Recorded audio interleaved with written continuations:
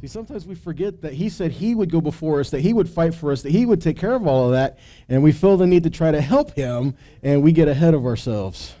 And it's kind of like throwing a monkey wrench in the mix. We got to be careful as far as doing that. We need to follow the way the Father is leading us and to walk with him, not try to run ahead of him. And the problem, walking ahead of him is not a problem as long as we're listening when he's pointing. But when we're running ahead of him going, la, la, la, la, la, la, that's kind of problematic. So speaking of going on and moving on, we're going to get into this parsha, Devarim. We're starting a new book. We're starting Deuteronomy, which, we say this when we start a new book, is that what you call something affects how you approach it, right? So when we say Deuteronomy, we're thinking, okay, that's compound word, deuteros and nomos, meaning second law. The problem is it's not second law. And it goes beyond, well, this is just a retelling and rehashing of what they already know anyway. This is not the point here. Keep in mind, this is the second generation. Moshe is reminding them where they came from so that they could hold on to that as their heritage and as they're looking forward to their inheritance and where these two worlds collide. And so you need to keep in mind where the Father has pulled you from for the sake of moving forward. Not looking back for the sake of desiring to go back to the way things used to be, like the garlic and the leeks and the onions. And yeah, they were killing us in Egypt, but the food was good. And when you start looking back, you kind of lose sight of what's important because you're no longer looking forward. Because what you set your eyes on is where you will go. So if we're constantly looking back, if we're constantly looking at the loopholes, if we're constantly looking in the dips and the falls in the road, what's our life going to be like? We need to focus on the Father and where he's leading us and directing us and set our sights on that. So that's as we get into this parsha, this is where we're going. And Moshe, oh my gosh, what a transformation in his life. I mean, when at the burning bush, okay, he says specifically, I am not a man of words. Some translations say, I'm not an eloquent man, right? But that's not what it really means. Okay, literally he says, I'm not a man of words. And now as we enter Devarim, he says, and these are the words, Ele Hadvarim, that Moshe says. So now he is, isn't he? And in the process, he becomes called servant of the Most High. And that's a great testimony. And so the point is, Moshe is not just trying to tell them, all right, guys, class is in session, we got to give you your history. He's reminding them of why they are here.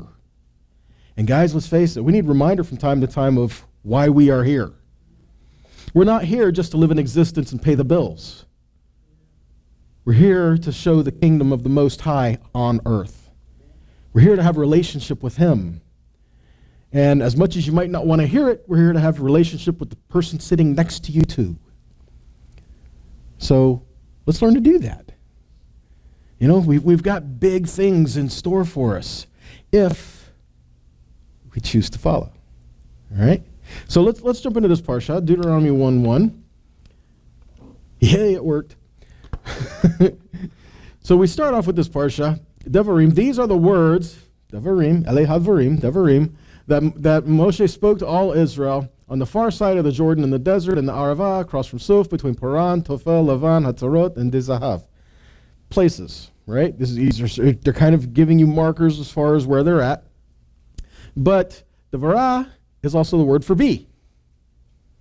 Like bumble, bzzz. Not like Shakespeare, to be, not like that. But, a bee. What does a bee do? Yeah, see, bee has a very important job, doesn't it?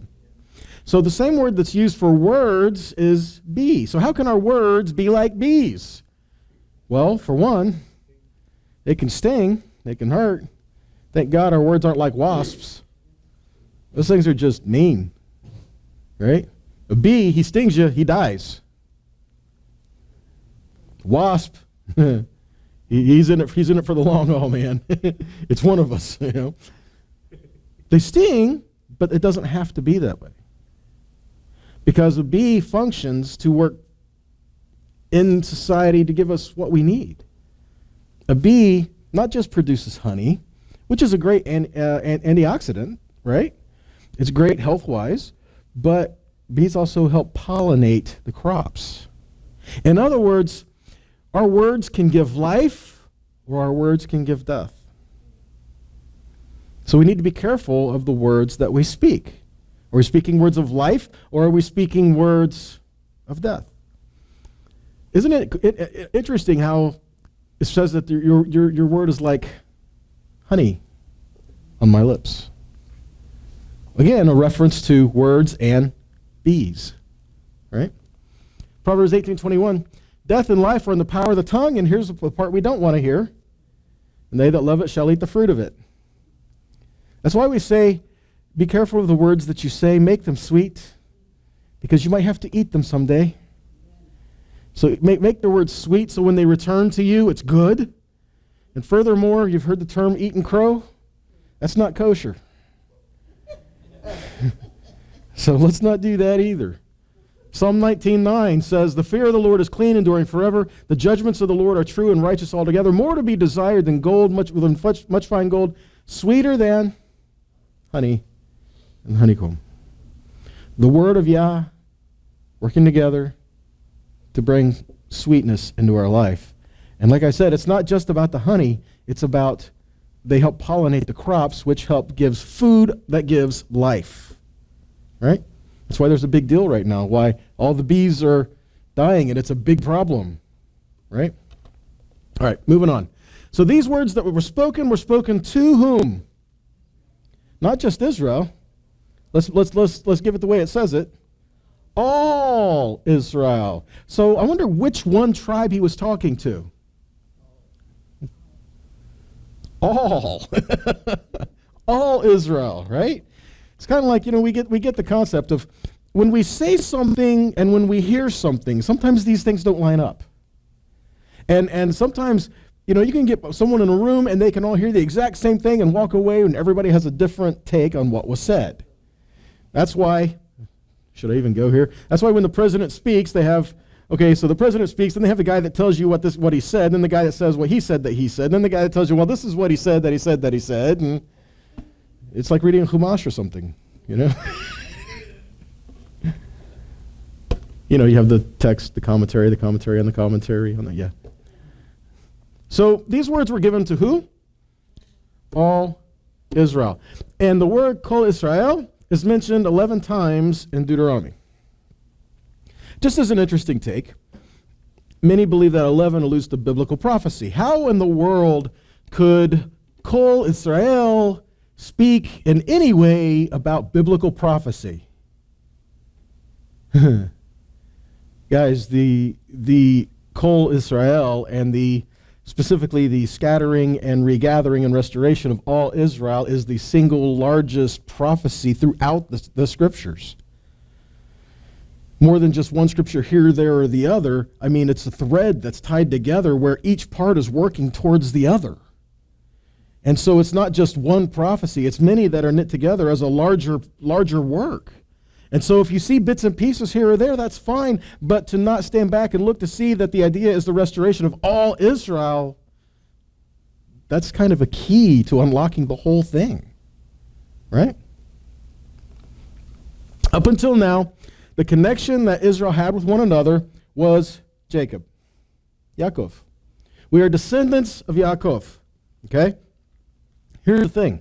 When they are going into the land, they're not so much throughout most of the Torah where it talks about the sons of Israel, they're called sons of Israel, or the children of Israel, right?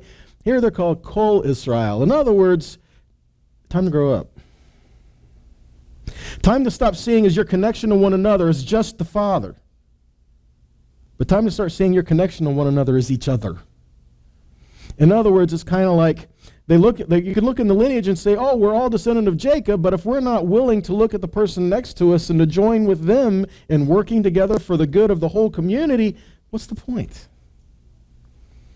See, so our connection can't just be, well, we have the same Father.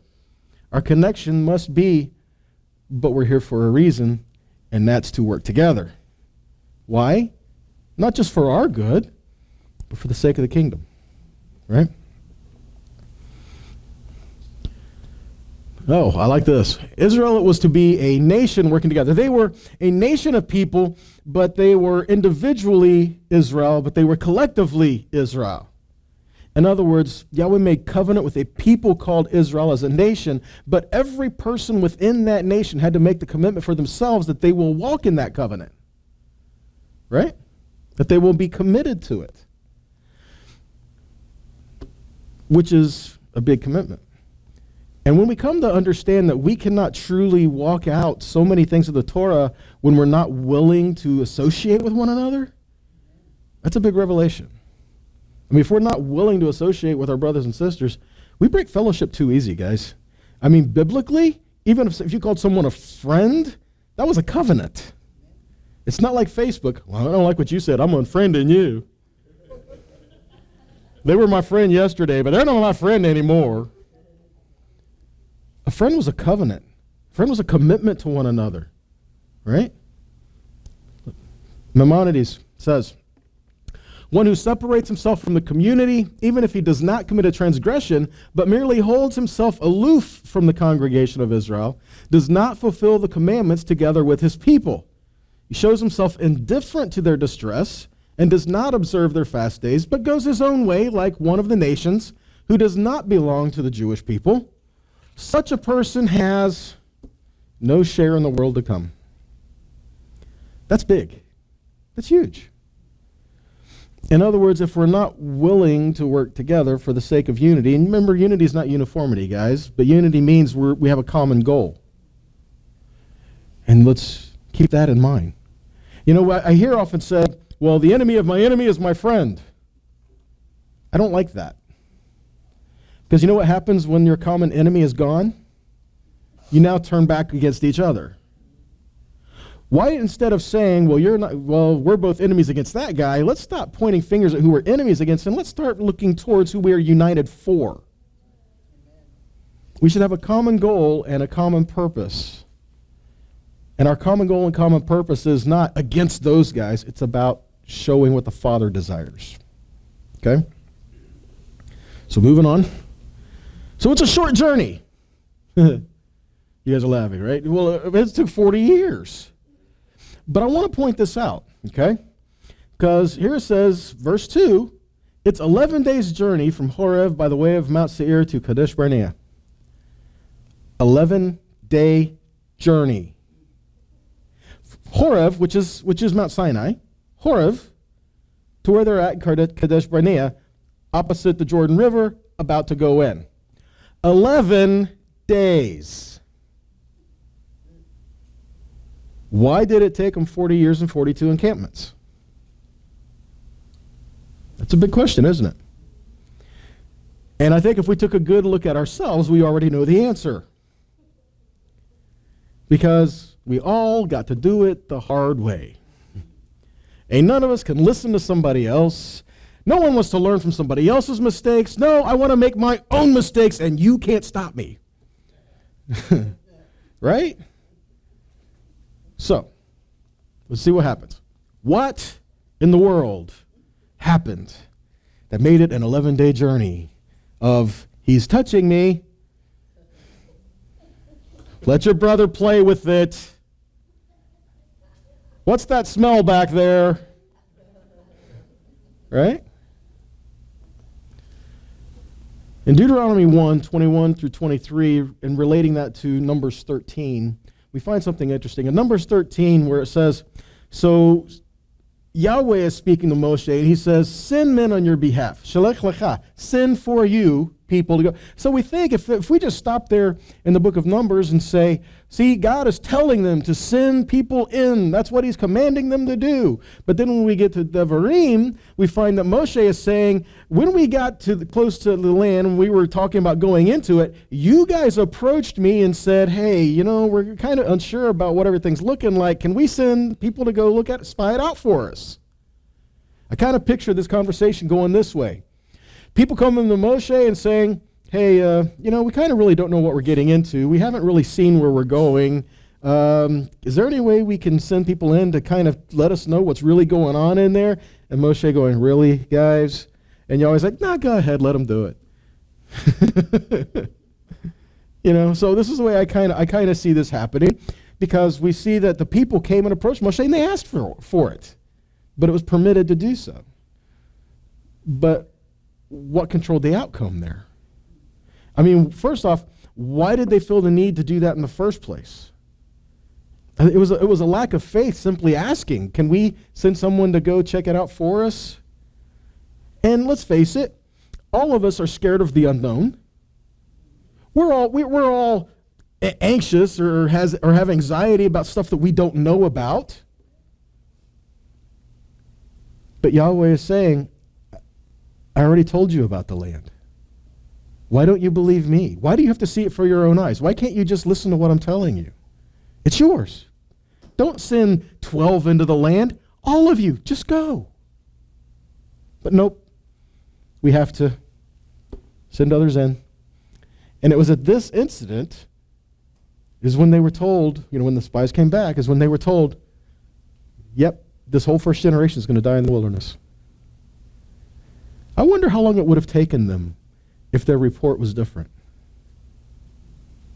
Because of a lack of faith. Because of, I'm going to put it this way as well, because of a lack of unity.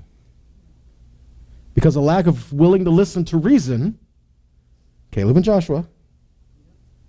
Because of a lack of not being able to listen to what Yahweh has said over what we think, or just simply letting our coincidences and circumstances dictate what we believe.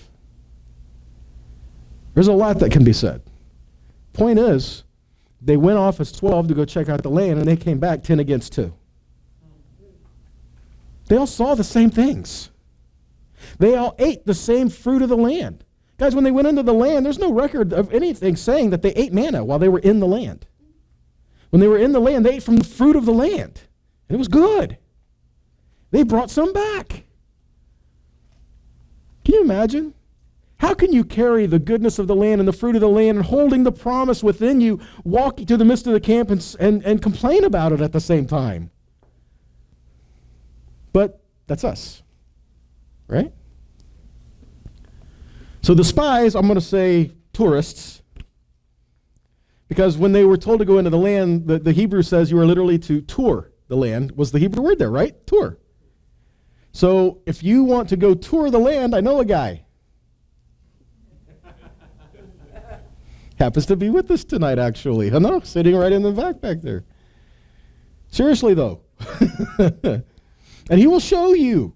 The land is good. The fruit is good. The people. It's amazing. The test is, what is the mindset they are approaching the promise? Are you going to be faithful no matter what it looks like? Or are you going to send out scouts for yourself to go recon the place? And when the spies are there, they walk back with the promise. But what are you going to believe? I think about the people too. While they're talking about the land, they're like, this is the fruit. I mean, to bring back the cluster of grapes on a pole, huge. We're talking Willy Wonka kind of stuff. But no, we don't want to see that. We're going to listen to that. Why are we so inclined to the negative things and the sensationalism and all of it? Why are we so inclined to those things? Because that's the spirit of the world, guys. That's the desire of the flesh. It's the nature of the old man. We need to submit to the Father more than we want to have the fears of this life fed. Okay? One of the things that the spies did is they changed the order of their mission. Think about it just for a second. What did Moshe tell them to do? Okay? Moshe told them to go, report on the people, and then report on the fruit. Right? But what they did was they reported on the fruit, and then they reported on the people. You know what that did?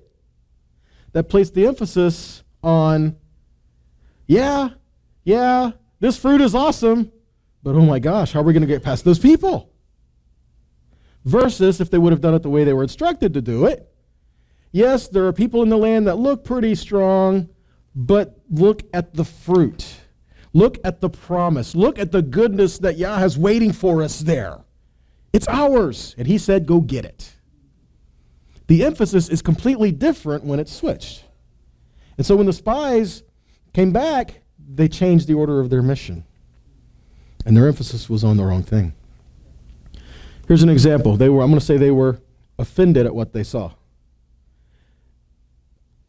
Whoever told them it was going to be easy? I mean, if you think you're going to walk this life and live this life as righteous and holy and set apart, and it's going to be easy, somebody's lying to you. Scripture says many are the afflictions of the righteous, but the Lord sees them through them all. Okay? So these are the things to keep in mind. So Matthew 24:10. So many shall be offended and shall what? What does offense lead to? Betrayal. And that leads to hate. This is a progression, guys. Hate. And then what happens when the hate comes? The offense, the betrayal, the hate, false prophets. You know, those people that are more than willing to feed those negative things in your life. Those people that are more than willing to speak negative and think words of death to you. These are the people who are willing to rile you up just to see you go run off. What does Scripture say? False prophets will appear and fool many people. And many people love will grow cold because of increased distance from Torah. When we remove ourselves from the Word, anything goes. And one of the first things that happens when we're not staying in the Word, because the Word tells us we're to love one another, we're to work with one another, we're to love the Lord our God, we're to serve one another, we're to do all of these things. But when we're not doing that and we're distancing ourselves from the Word because we're offended, then we're not walking in love. And when we don't want to listen to correction, it just leads us further and further and further down that road. And eventually we turn our backs. So love will grow cold because they're removing themselves from the Torah. But whoever holds out to the end will be delivered. So the question is, was their report factual? It's not really a trick question. I mean, just think about it. Did they report anything that was necessarily wrong? Because what they were saying is, this is what we saw.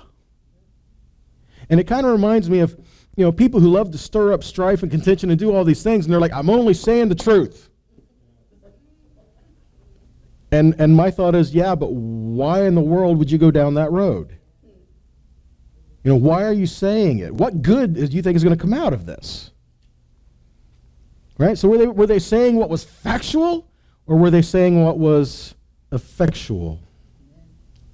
Numbers 13:32 says they spread a negative report about the land they reconnoitred for the people of Israel. The word for negative report is devah, which means, guess what? Slander. It didn't say they spread a false report necessarily. It says they spread a slanderous report against the land. They looked at the promise of the Most High and they slandered it. You think we could get to a place where we look at the promises of our Heavenly Father and to rail against it? I think offense crept in their life, and that brought on bitterness and caused them to betray their people and bringing out the report that was given to them. Romans 16:17. I urge you, brothers, to watch out for those who cause divisions. It don't mean math. Watch out for those who cause divisions and put snares alongside the teaching in which you have been trained. Keep away from them. 1 Corinthians 1:10. Nevertheless, brothers, I call on you in the name of the Lord Yeshua, the Messiah, to agree, all of you, in what you say, and to not let yourselves remain split into factions, but be restored to having what? Common mind and common purpose. It doesn't mean we're going to say, think, do everything exactly the same. What it means is we have the same goal and we're willing to work on it. Okay? So the thing we take away from this is,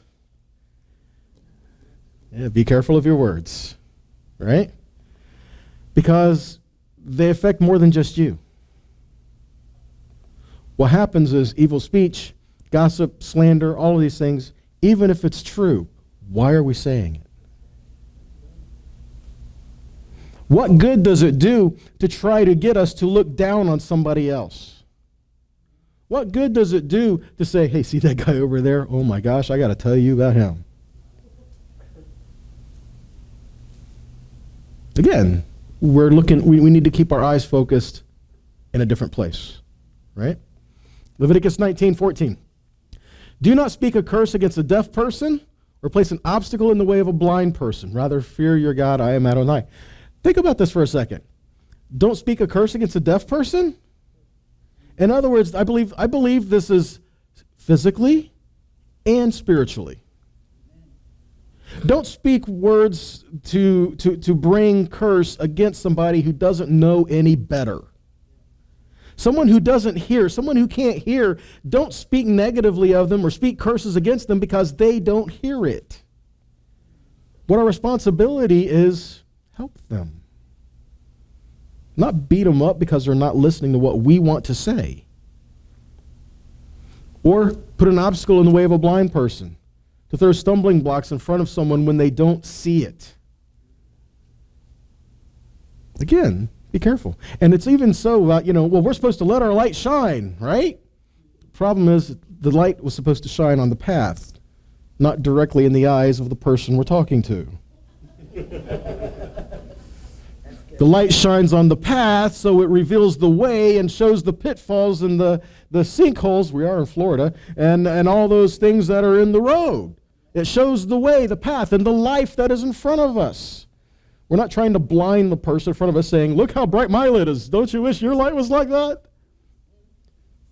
And causing them to fall down in the ditch. Right? Do not be unjust in judging. Show neither partiality to the poor nor deference to the mighty, but with justice judge your neighbor. Do not go around spreading slander among your people, but also don't stand idly by when your neighbor's life is at stake. I am Adonai. Do not hate your brother in your heart, but rebuke your brother frankly, so that you won't carry sin because of him. Don't take vengeance on or bear a grudge against any of your people. Rather, love your neighbor as yourself. I am Adonai. So now the people are depressed, they're upset, obviously, and they weep all night long because they're looking at their circumstances. The question is, did the promise change? No, the promise did not change. The thing is, they believed the slander, they believed the gossip, they believed the negative things in opposition to what Yahweh already said. Like, yes, God, I know you said that, but there's some new things unfolding here. There's nothing new unfolding here. The difference is now you're seeing something you didn't see before, but it doesn't change what he said. Their offense of being in the wilderness caused them to lose faith. Shouldn't we be there by now? Why are we going here anyway? Right? So the thing is, Yahweh forgave them, but just because he forgave them doesn't mean that discipline was not involved either. And this is a very dangerous thing. You know the phrase, from your lips to God's ears? You know that's a biblical thing. It's actually in the Bible. Look, Numbers 14:28. As surely as I live, Adonai swears, as surely as you have spoken in my ears, I will do to you. Guess what, guys? God himself says, as surely as you have said, I will do to you. In other words, I kind of paraphrase it this way. You know what? You guys keep saying you want to die out here. You don't want to go into the promise. You don't want to take the land I'm giving you. Fine, you're going to die out here. I'll use the next generation. You can't get past the offense. You can't get past what I'm telling you. All right, I'll let the next guys do it. I wanted you to do it. I equipped you to do it. But your faith failed. And you lost heart. And so we have to be careful to not allow the things of this life to get us to a place where we actually lose heart in the Most High. Because it's where we're focusing on and where we're keeping our eyes, right? And that's what we need to do. We need to constantly look at where the Father is calling us to. So the journey from Sinai to the promise, we're looking for the return of Kol Israel to fulfill and enter the promise. How? As one. We're looking to enter the promise as one, as all Israel. Look in Deuteronomy 31:9-13. It says this, So when Moshe wrote this law and gave it to the priest, the son of Levi, who carried the ark of the covenant of the Lord, to all the elders of Israel, and Moshe commanded them at the end of every 7 years, at the set time in the year of release, at the feast of booths, right, at Sukkot, when all Israel comes before the Lord your God at the place he will choose, you shall read this law before all Israel in their hearing. Hey, guys, guess what? Every 7 years, everybody went back to hear the word of the Most High being read. All of it. And guess who was there? Everybody. Men, women, children, all there. And you think our services are long?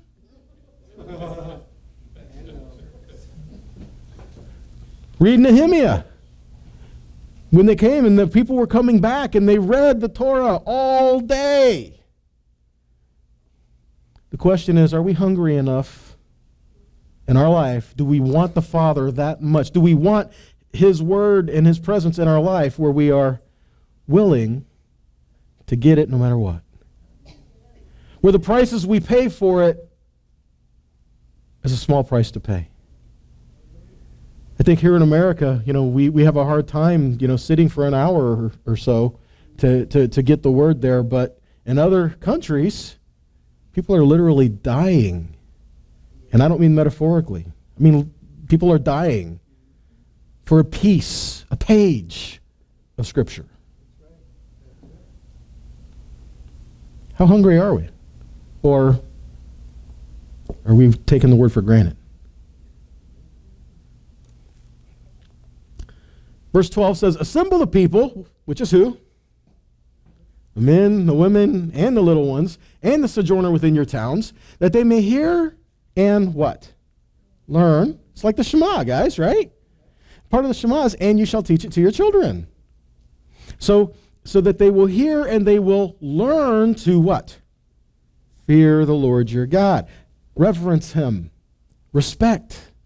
Honor. To fear the Lord your God and be careful to do all the words of this Torah, and that their children who have not known it. This is sad to me, because they don't, to say, and their children who haven't known it, but think about this, guys. This is not like, well, every home has a Bible sitting in their, family room and they can all have, no, that's not the way it was. And so, yes, we are to teach it to our children, but it's not like every home had a scroll. So they would gather to hear everything taught and hear everything instructed, and it was important to have everybody there so that your children were exposed to it too, so that they would ask questions about it, and so that you would be able to teach them. Because what's a 2-year-old's favorite word other than no? Why? So that the children who have not known it may hear and learn to fear the Lord your God, as long as you live in the land that you are going over the Jordan to possess it. So you, and as an individual who is in covenant with Yahweh, are part of a people called by his name. As children of Yah, we are collectively called Israel. But individually, we have a covenant relationship with our Creator. And that's something we choose to walk and uphold his covenant. Every person has that responsibility. We all have to choose for ourselves if we are going to uphold the covenant that he has established. Deuteronomy 28:9-10. The Lord will establish you as a people holy to himself, to be established and rooted in being a people that are set apart to Yahweh. So as he has sworn to you, and then there's the if, such a little word with such big implications, right, that nobody likes to read. Because, yes, a lot of the blessings are conditional. There's if. If you keep the commandments of the Lord your God, Yahweh your God, and walk in his ways. And all the people of the earth shall see that are called by the name of Yahweh, and they shall be afraid of you. Deuteronomy 29:28. And Yah uprooted them from their land in anger, fury, and great wrath, and what? Cast them into another land as they are this day. Now, here's the thing. When it says he cast them into other lands, do we know that this happened? Absolutely.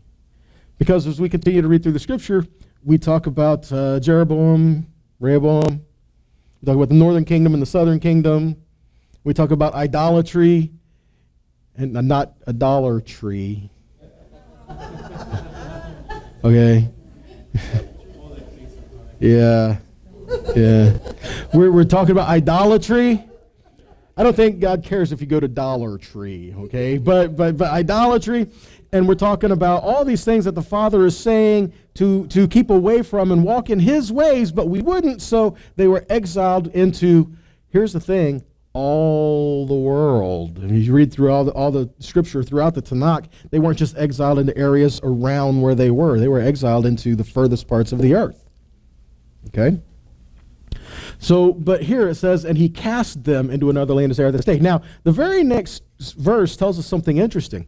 The secret things belong to Yahweh our God, but the things that are revealed belong to us and our children forever, that we may do the words of this law. So the question is there more that we should look to be revealed? And guys, there's always more to look to be revealed. Okay? There's always something else that the Father can tell us. There's always something else that He's waiting for us to see, right? One of the things He says here, because this verse that's right there before that one. So what is He saying when He says, and He cast them into?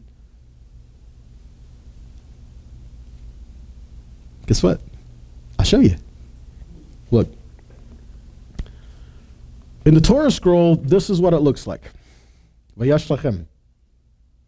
Okay? Vayash lechem. And if you look, you see something very interesting in the middle of that word. The lamed is substantially larger, right? And if you have a question about, well, what does a normal one look like? There's all the way to the left, in the center here on this slide, all the way to the left, there's a normal one. And this is, see, so it's substantially larger, isn't it? And cast them. So what does a lamed symbolize? The shepherd's hook, the shepherd's rod, which can be used, the one end of it can be used to poke. But what's the other end for? To grab them and pull them back. So in the word says, and he scattered them, which the word shalat can also be to sow, like S-O-W, not S-E-W. Right? To plant, to sow, to send forth, to send out, to throw, to cast, all of that, right? How many of you guys know Hebrew words have more than one meaning? Context reveals what it's saying, okay? So when it says, and cast them, we have the picture of the shepherd's staff, which is enlarged, which grabs our attention in a Torah scroll, which reminds us that He is the shepherd. Though He cast them, He will gather them as the great shepherd. And how many places do we find scripture where Yah has said, and I will gather them? Right? Deuteronomy 4:27. And Yahweh shall scatter you among the nations, and you shall be left few in number among the heathen, where Yahweh shall lead you. And there you shall serve gods, the work of men's hands, wood and stone, which neither see, nor hear, nor eat, nor smell. But if from there you will what? Seek the Lord your God, and, check it out, find Him, if you search for Him with all your heart and all your soul. So when you're in tribulation, and all these things come upon you, boy, that's encouraging, isn't it? This is what He's saying. When all these things come upon you, the blessing and the curse, we find in other places. So when you are in tribulation, let's see. Does that make us think of anything in particular that we may have heard something? When you're in tribulation, and all these things come upon you, what things? Well, those that have been scattered, and we're seeing idolatry, but we're seeing the error of our ways, and we're repenting. What's going to happen? And these things happen when? In the latter days, in the last days, the latter days. Hello? Wink, wink. In the latter days, if you turn.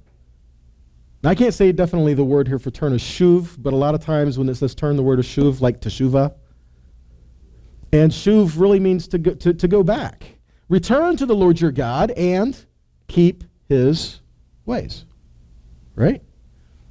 So turn to the Lord your God and, oh, there's what we don't want to hear. Be obedient. See, we're good with repenting, but that whole obedient thing, don't be so legalistic, guys. Come on. Now, guess what? We can repent, but if we're not willing to submit and be obedient, we really don't have a heart to walk with him. And guess what that's called? Idolatry. Right? Nehemiah 1, 8 and 9. So remember, I beseech you, the word that you commanded your servant Moses, saying, if you transgress, I will scatter you abroad among the nations. But if you turn to me and keep my commandments and do them, though there were of you cast out to the uttermost parts of the heaven, yet I will what? Gather them from there and will bring them into the place that I have chosen to set my name there. Jeremiah 50, verse 6. My people have been lost sheep. I wonder why they use that kind of terminology. Because he's the shepherd. Right? My people have been lost sheep. Their shepherds have caused them to go astray. They have turned away on the mountains. They've gone from mountain to hill, and they've forgotten their resting place. You guys know my thoughts on it. It says they've gone from mountain to hill. And just to kind of give it really quick, when I think mountain, I think, okay, what mountain were the people supposed to be at? Symbolically, Sinai. Because that's where they sat at the feet of the Most High to learn from him. Okay? Once they were at Sinai, then they were instructed to go into the promise and take the promise. Once they go through here, then they see all these hills, and now they're going to all these hills. What happened on the hills? Idolatry. The thing is, even though they're going into the land, they're doing this, our focus needs to be on what we learned at Sinai. Because we're supposed to take that experience into the land. Not supposed to camp out at Sinai. We're supposed to move on from there and walk in what we've been given. Okay? Matthew 15:24. Yeshua, he says, but I am not sent but to the lost sheep of the house of Israel. Matthew 10:6. Go to the lost sheep of the house of Israel. All right. Deuteronomy 30, 1 through 6. Now all of this just because it says, so why did it take them 40 years instead of 11 days? So when all these things come upon you, the blessing and the curse which I have set before you, and you call to mind where? Among all the nations, where Yahweh has driven you, and you return to the Lord your God, you and your children, and what? Obey his voice. The phrase, obey my voice, is also the same as hear my voice. Yeshua says, my sheep hear my voice. That means be obedient to what we hear. Obey his voice in all that I command you today with all your heart and with all your soul. John 10:16. Other sheep I have which are not of this fold that I must bring, and they shall hear my voice, and there shall be one fold, one shepherd. Are we there yet? Not yet. Yah willing in our lifetime, right? Verse 3. Then the Lord your God will restore your fortunes and have compassion on you, and he will gather you again from the people where the Lord your God has scattered you. If your outcasts, if those are cast out, are in the uttermost parts of the heaven, from there the Lord your God will gather you, and from there he will take you. What does that kind of imply? That that's where they're going to be, right? And the Lord your God will bring you into the land that your fathers possessed, that you may possess it, and he will make you more prosperous and numerous than your fathers. Jeremiah 33:23. Yahweh said to me, have you noticed how the people are saying, oh, check this out, I have rejected Israel and Judah, the two families I chose? How many of you guys have heard that? The people are saying Yahweh has rejected Judah, and he has rejected Israel. Have you heard? Guess what he says about it? He says, the two families that I chose, I could go off on that, but I'm not. And so they look with contempt on my people and no longer consider them a nation. How many people did they are pushing to not recognize Israel? They're wrong. All right? But I, Yahweh, have a covenant with day and night. I have made the laws that control the earth and sky. He's like, I made the heaven and earth. And just as surely as I have done this, so I will maintain my covenant with Jacob's descendants and with my servant David. I will choose one of David's descendants to rule over the descendants of Abraham, Yitzhak, and Yaakov, and I will be merciful to my people and make them prosperous again. Yahweh is saying, just as I made a covenant with day and night, and I made the heavens and the earth, guess what? Sun's going down, night came up this morning, that's day and night. I still see the heavens. Earth is still there. Yahweh is saying, as long as these things are there, he made a covenant with this. He made a covenant with his people.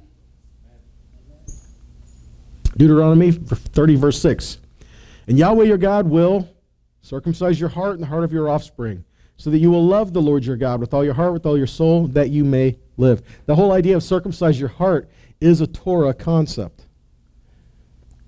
It's in Deuteronomy more than once. I mean, it's in the Torah more than once, and it's in, I think, Jeremiah 4 as well. Deuteronomy 30, verse 8. And you shall again, what? Obey the voice of the Lord. So what does that mean? Keep all his commandments that I command you. When? Today. So all these things that are being given here as they're getting ready to go enter into the land, and the promise is to equip them to walk according to the promise. Here's what I want to give you. But look where you've been, but the battle's not over. Okay, look where you've been. Just for the sake of looking what he has brought you through. So when you go forward and there's a battle, don't lose heart. Yahweh has led you out before, he will lead you out again. Galatians 6:9. Let us not grow weary of doing good, for in due season we shall reap if we do not give up. It says we shall reap if we faint not, is how some translations put it. In other words, we will see the promise, but don't give up. How many people give up right before something happens? Yeah. Moving on. Deuteronomy 1, 6 through 8. So the Lord your God said to us in Horeb, you have stayed long enough at this mountain. See, this in and of itself is an amazing statement. It's like, you know, when we have a great spiritual experience, we want to camp out there. And God is like, okay, that's great.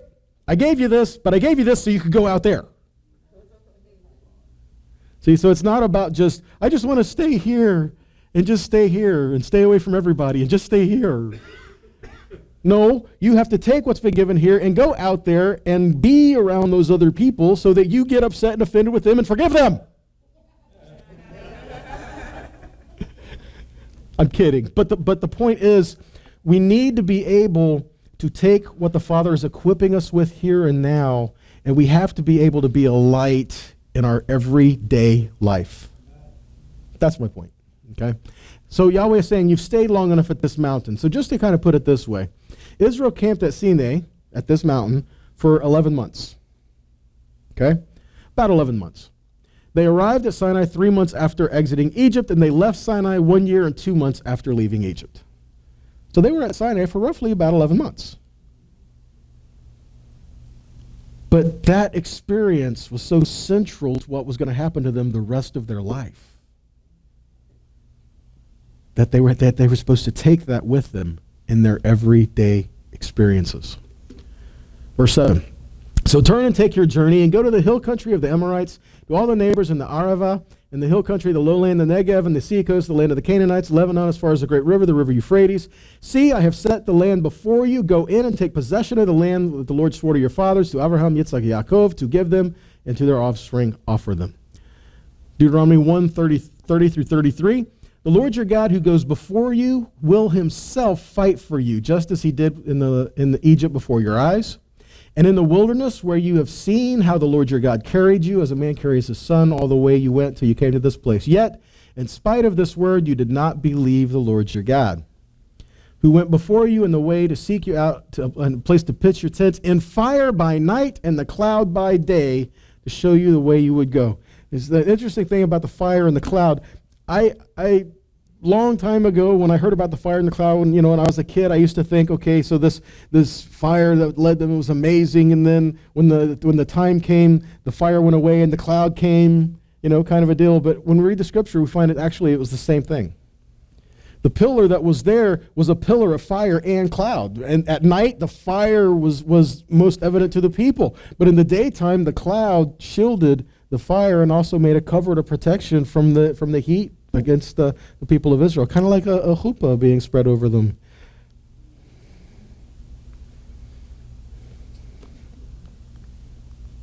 Devarim shows covenant being renewed to a new generation. As is when we read through the Tanakh, we see many times through Israel's history, covenant has been renewed with them. I wonder where we get this idea of renewed covenant. Yahweh is extending his life to his people. And every generation, the covenant is renewed to the next generation. Each generation, each person must make the decision to uphold the covenant, to walk in his ways, and to walk with him and his people towards the promise that he is setting for us all. Don't grow weary. Don't forsake his word.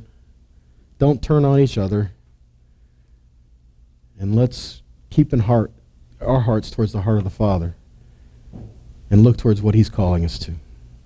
Restoration. One heart, one mind, one body, one king, one kingdom, one shepherd. And let's be about his business. Amen? First of all, hi, everybody. It's so good to see you again. Oh, I got nervous. Hola. Yes. ¿Por qué no? Okay, listen. First of all, great to see everybody. I wanted to give you a little bit of a reminder. For those of you who were thinking of joining Mike and I on our Connect Israel tour in October, you're kind of out of time. That tour will be the 6th one that we've done since 2014. However, I didn't come with bad news. It's not like Jeopardy when they say, oh no, so sorry. Now's the time to remind you about 2019. Now is the time to really begin saving. We haven't even announced the dates yet. You'll have to wait till November. November. Oh, I'll be back in November. Lord have mercy. Bless your hearts.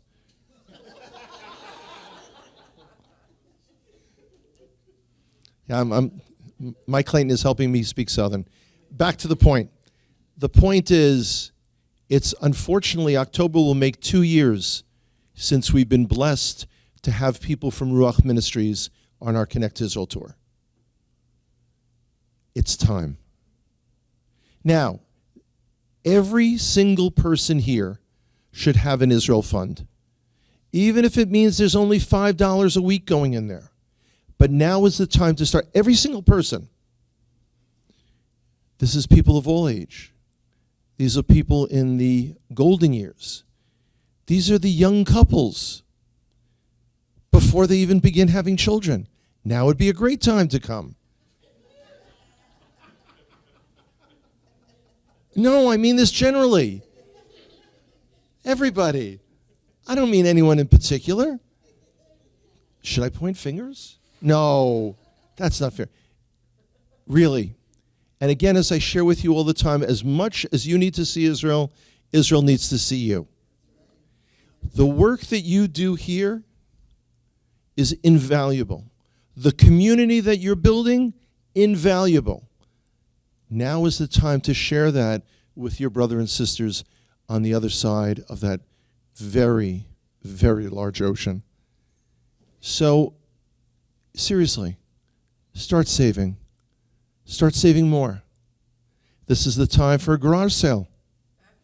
This is the time to knit those Afghans and sell them. This is the time to take that second job or those extra clients who may need some additional cosmetic help. Again, I'm speaking in general terms here. I don't want anyone to feel that I'm pointing a finger at them. As much as I love coming to see you here, this has got to be like a home and away series, guys. You need to come home and see me in my neighborhood. Guys, thanks so much. Hope to see you all soon.